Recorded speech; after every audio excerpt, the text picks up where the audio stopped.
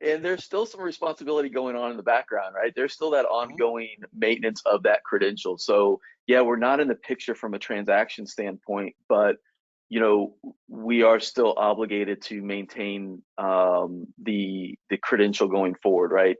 Is that identity still good? Is that ATP status still good?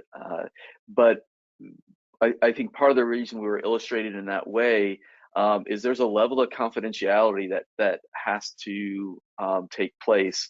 And I think you or someone covered it yesterday when we were talking about some of the values or why use verifiable credentials. And it really comes down to that kind of separation of duties. So that the issuer is only involved in the things they need to be involved in from a due diligence standpoint and an ongoing maintenance standpoint.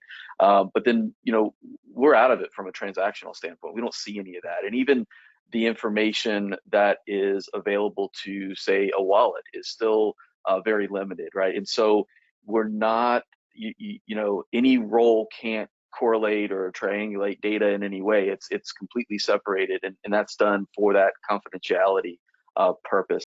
Very strongly that there needs to be this sort of lights out model and separation of duties. And that's sort of what keeps things clean and makes sure that everybody's responsible for their piece and is answerable for their piece.